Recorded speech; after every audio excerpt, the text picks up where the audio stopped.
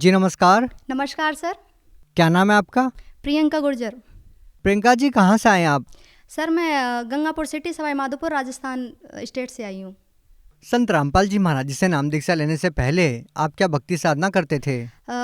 Sir मैं संत रामपाल जी से नाम दीक्षा लेने से पहले किसी भी तरह की भक्ति में ऐसा कोई रुझान नहीं रखती थी। ना ही किसी देवी देवता को पूजती थी, ना ही किसी सत्संग में जाना है। मतलब मैं भगवान नाम से बिल्कुल ही वंचित थी। मुझे भगवान का ज़्यादा कुछ पता नहीं था। बाकी कुछ मम्मी अपनी कथाओं में सुनाती थी कहानियाँ, जैसे भगवान की कहानियाँ, कभी राजा रानी की कहानियाँ, तो वहीं से हमें भगवान के बारे में पता चलता था। बाकी मैं अपने आप से कोई भक्ति ऐसी नहीं करती थी। मेरी मम्मी शुरू से ही भक्ति में बहुत ज़्यादा विश्वास करती थी भगवानों पर। वो शंकर जी की ज़्यादातर पूजा किया करती थी। तो एक समय ऐसा आया हमारी ज़िंदगी में कि हमारे जो ताऊ जी हैं और मेरे पापा हैं, उनमें बहुत ज़्यादा झगड़ा लग गया था। और झगड़ा इतना भयंकर था कि एक दूसरे को मारने पर उतारू हो गए थे। मेरे पापा दिन रात कुल्हाड़ी जो होती है उसको घिसते थे ताकि मैं ताऊ जी, जो मेरे ताऊ जी उनको मार सकूं, क्योंकि झगड़ा कुछ ज़मीन या पैसों का था। हम उस समय पर छोटे थे तो हमें ज़्यादा झगड़े का इतना नॉलेज नहीं था, लेकिन बाद में मम्मी पापा ने बताया तब हमें समझ में आया। तो मम्मी बहुत ज़्यादा चिंतित रहती थी उस झगड़े को लेकर। फिर एक दिन मेरी मम्मी चिंता में बहुत ज़्यादा बैठी हुई थी, तब मम्मी को एक संत जी ने दर्शन दिया, साक्षात दर्शन दिया। और उन्होंने कहा कि बेटा चिंता मत कर, आज से तीसरे दिन तेरा जो फैसला है वो हो जाएगा। तो मम्मी एकदम से चौंक के खड़ी हुई कि ये कौन थे जिसकी आकाशवाणी हुई है या ये जिनका दर्शन हुआ है। वो एकदम से चौंक गई। तो मम्मी वैसे ही मतलब ठीक है कि फिर उसके बाद जो तीसरा दिन आया तो ऑटोमेटिक ही जो रिश्तेदार हमारे यहाँ से आने से मना कर रहे कि भाई हमसे तो तुम्हारा फैसला नहीं हो सकेगा, वो ऑटोमेटिक ही हमारे घर पर आ गए और ठीक तरीके से वो फैसला ठीक ठाक हो गया। फिर उसके बाद मम्मी को ये चिंता थी कि ये जो संत मुझे अभी दर्शन दे के गए हैं 3 दिन पहले, ये कौन थे, कहाँ से आए थे। तो मम्मी ने फिर 2013 में टीवी पर एक सत्संग सुना संत रामपाल जी महाराज का। तो वो देखकर चौंक गई, क्योंकि वो जो संत थे वो संत रामपाल जी महाराज थे। और उस समय पर मम्मी ने या हमारे घर में से किसी ने भी संत रामपाल जी महाराज से नाम दीक्षा नहीं ले रखी थी, ना ही उनको जानते थे।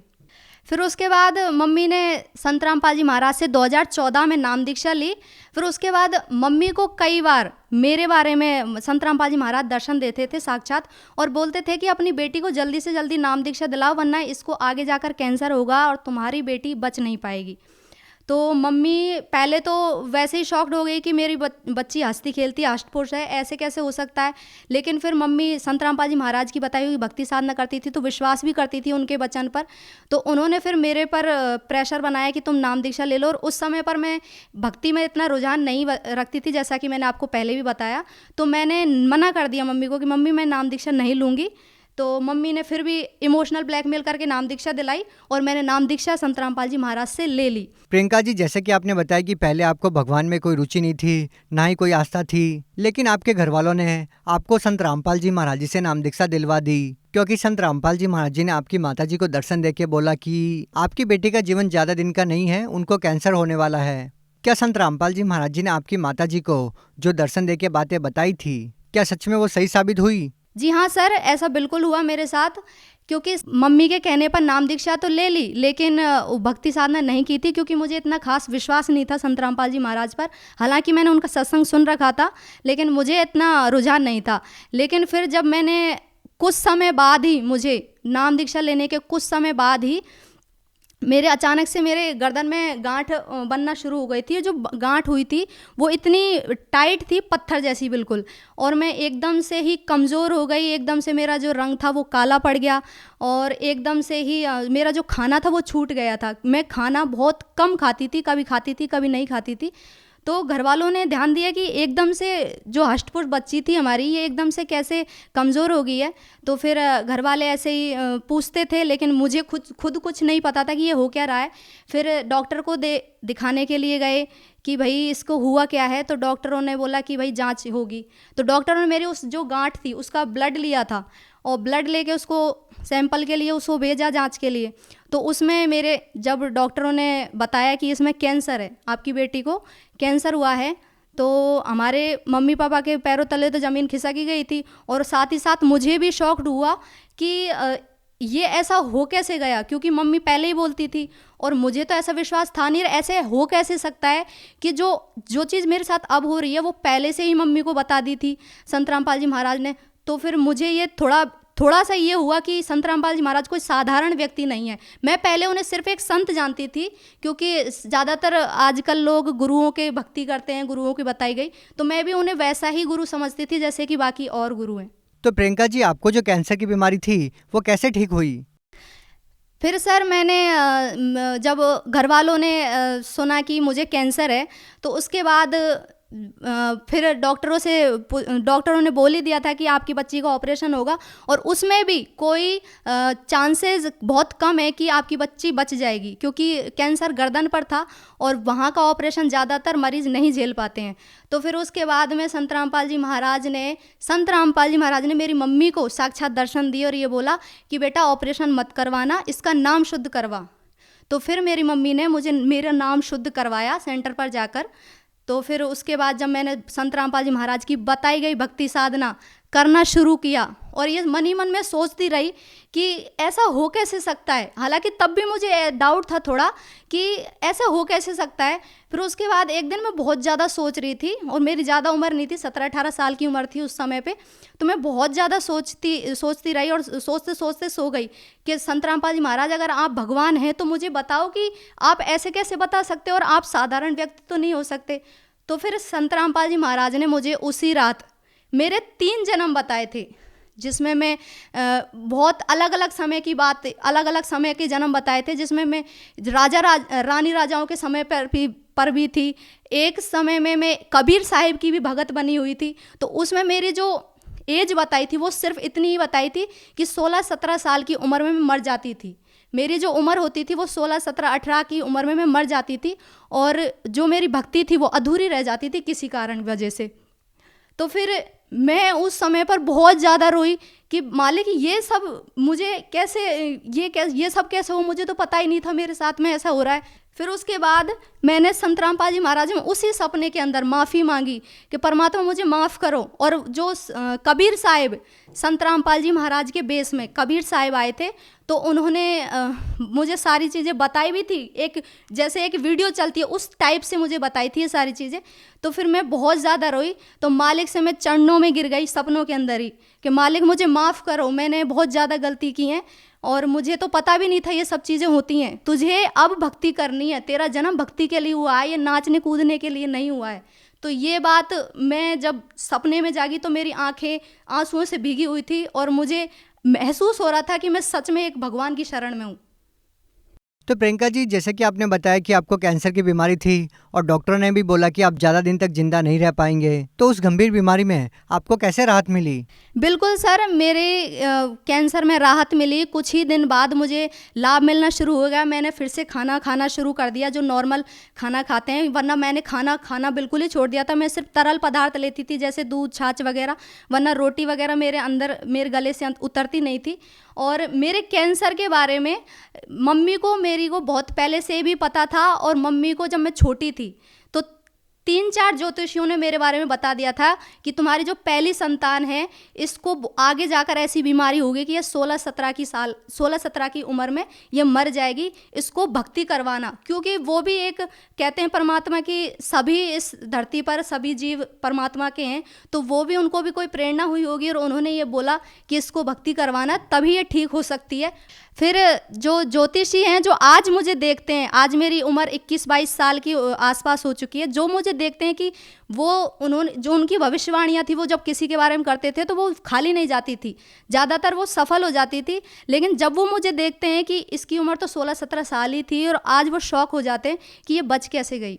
और संत रामपाल जी महाराज ने मेरी जो बीमारी थी वो बिल्कुल ही ठीक कर दी, और आज संत रामपाल जी महाराज की दया से मेरा जो कैंसर है वो बिल्कुल ठीक हो गया है, और मुझे किसी भी दवा की ज़रूरत नहीं पड़ी, ना ही किसी ऑपरेशन की ज़रूरत पड़ी, और आज मैं बिल्कुल स्वस्थ हूँ। प्रियंका जी, जैसा कि आपने बताया कि संत रामपाल जी महाराज जी ने आपकी कैंसर की बीमारी ठीक कर दी, तो हम आपसे ये जानना चाहेंगे, क्या संत रामपाल जी महाराज जी ने आपकी कैंसर की बीमारी को ठीक करने के लिए कोई दवाई या जड़ी बूटी दी जिससे आपकी कैंसर की बीमारी ठीक हो गई? नहीं सर, ऐसा कुछ भी नहीं हुआ है। संत रामपाल जी महाराज सिर्फ नाम दीक्षा देते हैं और उनके बताए गए कुछ भक्ति मर्यादाएं बताते हैं, और जो मंत्र जो वो भक्ति के लिए देते हैं सिर्फ मैंने वही जाप किए थे। मैंने किसी भी तरह की कोई दवा नहीं ली थी, ना ही संत रामपाल जी महाराज ने मुझे किसी भी तरह की कोई टैबलेट या कोई दवा की शीशी वगैरह मुझे कुछ नहीं दी थी, बस भक्ति दी थी उन्होंने तो। और मैं स्वतः ही ठीक हो गई और आराम से वो जो गांठ थी वो भी नॉर्मल हो गई। प्रियंका जी, जैसा कि आपने बताया कि पहले आप भगवान में विश्वास नहीं करते थे, भगवान में रुचि नहीं रखते थे, और संत रामपाल जी महाराज जी आपकी माता जी को दर्शन देकर सारा वृतांत बताते हैं। आज के जो लोग हैं वो इन चीज़ों में विश्वास नहीं करते कि कैसे एक संत किसी को साक्षात दर्शन देता है और फिर उसके बाद उनको इतने सारे लाभ देता है। तो क्या संत रामपाल जी महाराज जी से नाम दीक्षा लेने के बाद आपको और कोई भी लाभ मिला इस तरह का? जी हाँ सर, मुझे इसके अलावा कई लाभ मिले। भगत जी, एक लाभ ये भी मिला कि हमारे एक समय में बारिश की वजह से कम अनाज हुआ था, तो सिर्फ वो 6 महीने का अनाज था। तो मेरी मम्मी पापा बहुत ज़्यादा चिंता में रहते थे, हालांकि वो हमें बताते नहीं थे, जब वो काम हो जाता है उसके बाद ही बताते थे। तो जब 6 महीने का ही राशन हुआ था तो उसके बाद मम्मी चिंता में बैठी थी। 6 महीने बीत चुके थे कि 6 महीने बीत चुके हैं, अब 6 महीने का राशन कहाँ से आएगा, क्योंकि आर्थिक स्थिति भी इतनी अच्छी नहीं चल रही थी और हम भैंस वगैरह रखते हैं तो उनके लिए भी चारा वगैरह सब चीज़ की व्यवस्था हमें रखनी पड़ती है। तो जब मम्मी को बैठे बैठे ऐसी चिंता में बैठी हुई थी तो मम्मी को परमात्मा की आकाशवाणी हुई, संत रामपाल जी महाराज की आकाशवाणी हुई कि बेटा चिंता मत कर, तेरे नाज के धांग लगे हुए हैं। तो मम्मी एकदम से फटाफट खड़ी हुई और जाके देखा जहाँ पे हम चारा रखते हैं भैंसों का। तो हम हर साल क्या करते हैं, अनाज को चारे के अंदर रख देते हैं ताकि उसमें कीड़े ना लगें और रोग वगैरह ना लगे। तो जब मम्मी ने देखा तो वो 6 महीने का राशन और बाकी था ताकि हम पूरी साल अनाज खा सकते, तब भी वो अनाज ख़त्म नहीं होने वाला था। तो इस तरीके के चमत्कार को देखकर हम अचंभित हैं कि इस ज़माने में भी संत रामपाल जी महाराज जैसे संत हैं जो ऐसे ऐसे चमत्कार कर सकते हैं जो लोगों के लिए शायद ही लोगों को सुनने में झूठ लगे या वो फरेब समझें, लेकिन ऐसा हमारे साथ हुआ है। क्या और कोई भी लाभ मिले संत रामपाल जी महाराज जी से नाम दीक्षा लेने के बाद? सर, और मेरे पापा संत रामपाल जी महाराज की नाम दीक्षा लेने से पहले नशा करते थे, बीड़ी पीते थे और उनको टीबी की भी शिकायत थी, वो टीबी के भी मरीज रह चुके थे। तो बहुत ज़्यादा ही हम परेशान थे क्योंकि हमारे घर की स्थिति ऐसी नहीं थी कि वो शराब भी पिएं और फिर हमारे घर की सुविधाओं का भी ध्यान रख सकें। तो फिर हम बहुत ज़्यादा परेशान थे, लेकिन संत रामपाल जी महाराज की दया से आज हमारे पापा ने शराब छोड़ दी है और उन्हें किसी भी तरह की कोई बीमारी नहीं है और आज वो भी संत रामपाल जी महाराज से नाम दीक्षा लेकर भक्ति कर रहे हैं। प्रियंका जी, जैसा कि आपने बताया कि संत रामपाल जी महाराज जी ने आपकी माता जी को दर्शन देके पहले ही बता दिया था कि आपको कैंसर होने वाला है और आप ज़्यादा दिन के मेहमान नहीं हैं, और भी इतने सारे ऐसे लाभ दिए जिनको जानकर हम खुद भी हैरान हैं, अचंभित हैं कि आज का जो समाज है वो इन बातों में बिल्कुल भी विश्वास नहीं कर सकता। तो आप उन लोगों को कैसे विश्वास दिलाएंगे कि संत रामपाल जी महाराज जी आपको इस तरह के लाभ दे रहे हैं? देखिए सर, जैसा कि मैंने आपको पहले भी बताया कि मुझे कैंसर हुआ था और डॉक्टरों ने बिल्कुल हाथ खड़े कर दिए थे। उसमें भी उन्होंने जब ऑपरेशन के लिए बोला तो चांसेस बहुत कम बताए थे कि ये मुश्किल ही बच सकती है, क्योंकि जो मेरी गांठ थी वो कैंसर की जो गांठ थी वो गर्दन के पास थी, गर्दन पर थी। तो ज़्यादातर हमने सुना है कि गर्दन के जो ऑपरेशन होता है कैंसर का वो ज़्यादातर मरीज बच नहीं पाते हैं। तो जब संत रामपाल जी महाराज ने बिना किसी दवाई के, बिना किसी मेडिसिन के मुझे ठीक कर दिया, तो ये हमारे लिए बहुत ही ज़्यादा चमत्कार वाली बात है। और मैं ये मानती हूँ कि जो डॉक्टर आज के समाज में हम डॉक्टर को एक भगवान का रूप मानते हैं कि डॉक्टर किसी भी बीमारी को ठीक कर सकते हैं, तो वहाँ पर डॉक्टरों ने जब मना कर दिया मेरे लिए, तो मेरे लिए बहुत शॉक्ड वाली बात थी कि संत रामपाल जी महाराज एक संत होते हुए भी एक कैंसर जैसी बीमारी को कैसे ठीक कर सकते हैं।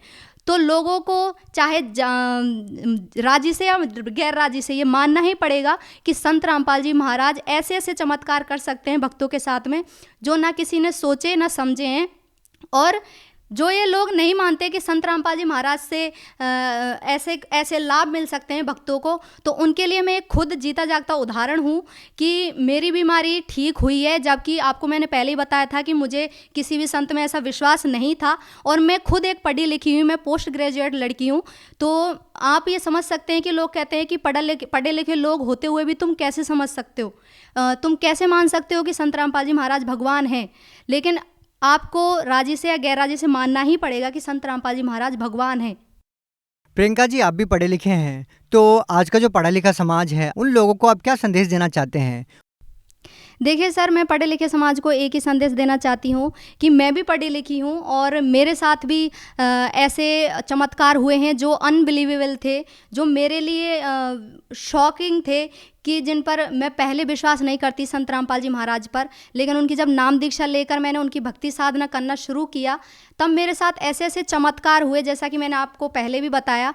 तो ऐसे ही चमत्कार अगर आप पाना चाहते हैं तो संत रामपाल जी महाराज से नाम दीक्षा लीजिए और उनकी बताई गई भक्ति साधना कीजिए, आपको वो लाभ आपको ज़रूर मिलेंगे। और मैं गारंटी देती हूँ कि आपके कोई भी बीमारी होगी, कोई भी समस्या होगी, वो संत रामपाल जी महाराज की शरण में आने से ठीक हो जाएगी। जो व्यक्ति संत रामपाल जी महाराज जी से नाम दीक्षा लेना चाहते हैं वो उनसे नाम दीक्षा कैसे ले सकते हैं?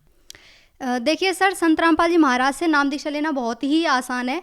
कई टीवी चैनलों पर संत रामपाल जी महाराज का सत्संग आता है, और सोशल मीडिया पर भी, जैसे कि ट्विटर, फेसबुक, यूट्यूब पर आप संत रामपाल जी महाराज को सर्च कर सकते हैं, उनके सत्संग वहाँ पे आप सुन सकते हैं।